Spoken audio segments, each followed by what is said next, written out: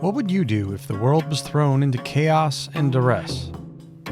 What if policies were turned on their head and government operations rapidly ceased to look the same across the country?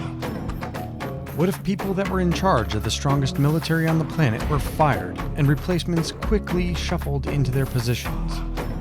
What if there was pushback and neighbors were pitted against neighbors, insults freely flowed with the core affront being one's political party or sexual orientation? What if you started to see racist insults being slung openly and hatred flaring up towards immigrants across the nation? Would you sit idly by, or would you speak up about it? Things to think about and considerations on today's episode of Veteran Success Story.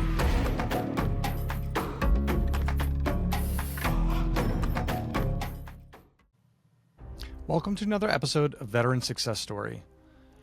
This week on Veteran Success Story, this episode is going to be a little different, as you can see from the timestamp. It's going to be a lot shorter than your standard episode, and there is no guest. I had planned on some stuff. I had another guest. I actually have another episode coming up sort of as a bonus episode, but there's been some developments not only in my own life, but obviously within the world going on right now. And it caused me to think. It caused me to think about some of the things going on within the U.S., some of the things going on outside of that have influence there. I am not the expert in geopolitics, therefore I'm not going to weigh in on that end. I do know, I can tell you that Iran has been a bit of a thorn in the side of the U.S. for quite some time. Matter of fact, a bunch of the IEDs that we hit within Afghanistan when we were operating over there were traced back to Iran. Multiple ways. Matter of fact, there's one of the guys that the way things worked out for him and the way that the U.S. had frozen some of the Iranian bank accounts and whatnot, he's receiving a few $1 million because of how the court system works, how they get a hold of this, how the lawyers work. It's a muddled mess if I understood any of it, other than the fact that the origin of some of these and the IEDs and some of the horrific things that we witnessed were due to Iranian influence or them supplying things. Not both. There was a few. It was not only Iranian stuff. There was Russian ordnance, not only pre-existing from there, but then there was also Chinese landmines as well. So a lot going on behind the scenes there. And something that, was finally addressed in one way or another. Not here, though. Different influence, different reasons. And as far as the show goes and the things happening inter-US or, within the USA, if something rubs you wrong, if something has you heated, there's probably a reason. There is a lot of things going on out there to where it makes me scratch my head and say, why are people going along with this? If I see within my own country, within my own neighborhood, masked men pulling up in a car to drag someone off, unidentified masked men, there's probably going to be an issue, especially if I don't have my kids with me. A lot of the reasons are, we raised our hand and took an oath, and this is kidnapping in a lot of instances. You have people within our own immigration courts that are trying to do things the right way. You have to understand, too, on the other side of things, that a lot of those cases within immigration courts, they've been going on for quite some time. And then for overnight to be deemed, sorry, I know you're trying to cross your T's and dot your I's. and you're here in a court, in a place of law, trying to rectify and become a legal citizen. You're going to make it basically an entrapment scheme. You also have to understand a lot of those people, they're bounty hunters, man. They get paid per person they drag in, and they have Immigrations and Customs Enforcement has a 3,000 people a day quota to meet. Do the math. 21,000 people a week. What happens when they run out of people to deport? What's going to happen there? If you were within the military, have you ever seen government like to cut funding to an agency, or an agency? What was the thing we used to say in the military? Use it or lose it, as far as funding goes, which is why they would have spendex at ranges and whatnot. So you got a lot going on. I'll put it out there too. I'm not part of any, just a few comments out there within Facebook, especially, but social media in general, making a few comments and having people come back, oh, it's a dumb fucking Democrat, or what was the term used? Dumbassocrat, I think they said. Which is funny because I'm not a Democrat. I'm not a Republican either. I honestly cannot put myself into either one of those groups of parties. I'm not a libertarian. I mean, really, it is like an independent. I agree with some of the policies on the Republican side, less and less these days. I agree with some of the viewpoints and policies on the Democratic side. I do.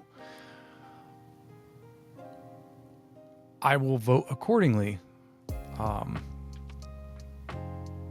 when the time comes for us to exercise that right as an American citizen. Something else to be very aware of. There's a lot going on right now within the court system, or pointing fingers and saying that the courts are trying to overturn things. No, the courts exist for a reason. The letter of the law exists for a reason. You cannot just trample over that. And the amount of legislation trying to be pushed through, and to see people within a leadership position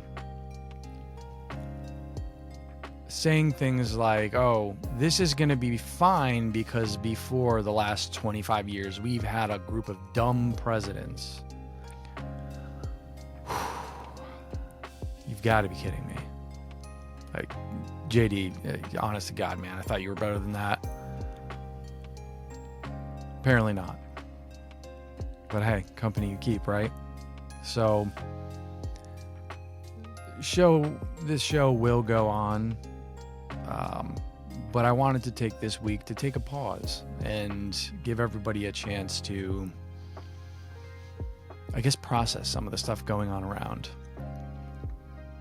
I know we talked about, or I talked about a little bit with it, and I know it's mentioned a lot in his book, but earlier on, go and listen to the episode with Scott Mann, and he talks about the coming times of a lot of churn, a lot of division within the country.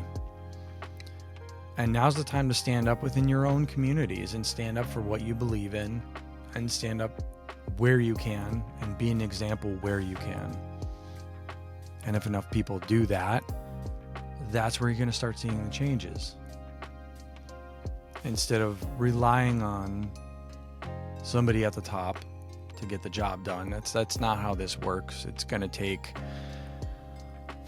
more and more apparent to me that it's going to take a lot of America banding together in one way or another to stand up and say, hey, look, this is what we want. This is what is good and right and true. Because there's a lot of lies being told right now. There's a lot of corruption bubbling to the surface, and that's across the board. That's on both sides of the aisle, guys.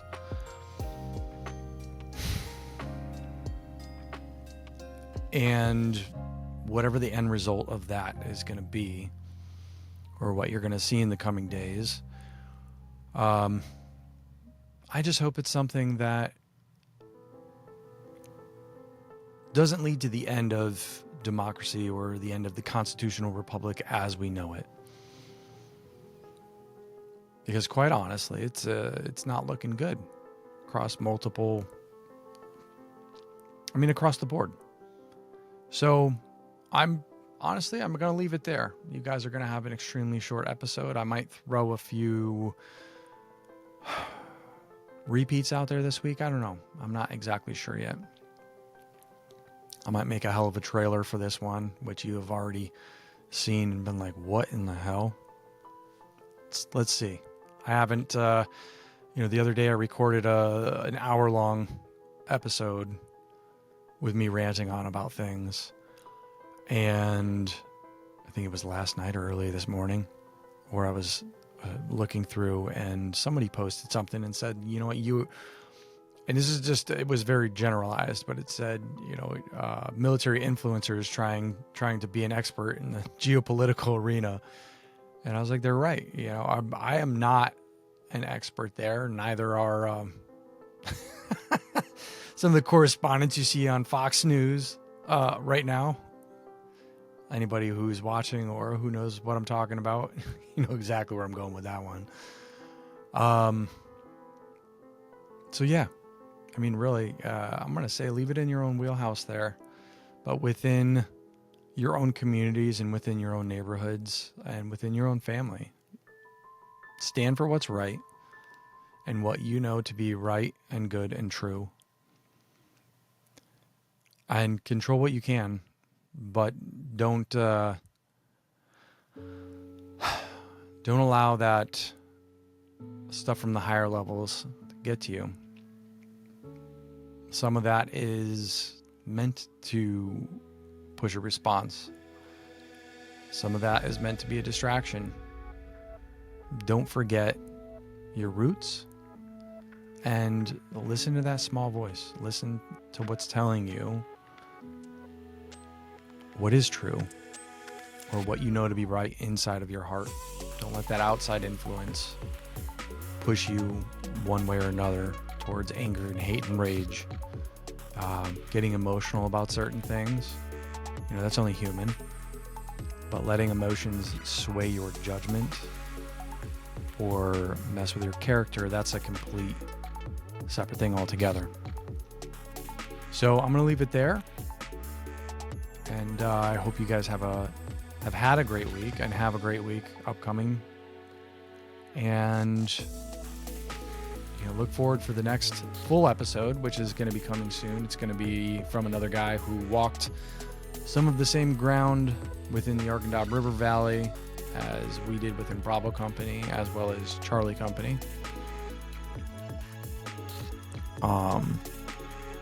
It's a good episode, honestly. It's not about the stories within there. If you want to see those stories, look at both Tracer Burnout. They did a really good job. I think he was on Team House as well, and a few other small ones. But Tracer Burnout did a pretty good job on going through the life of Joseph Fontenot. But yeah, he's the next one up in the chute, and it's something we're working on. I wanted to actually do something a little special with that episode, so we'll see if I can pull it off within the time I have allotted.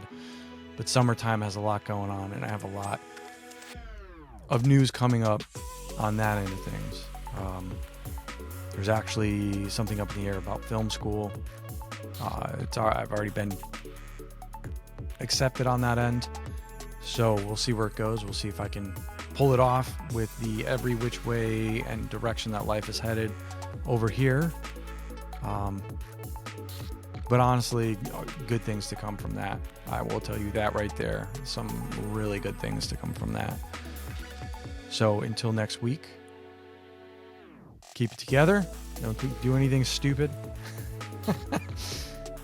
And stay connected. Stay connected to your friends. Keep your head about you. So, you've been listening to Veteran Success Story. Have a good one, guys.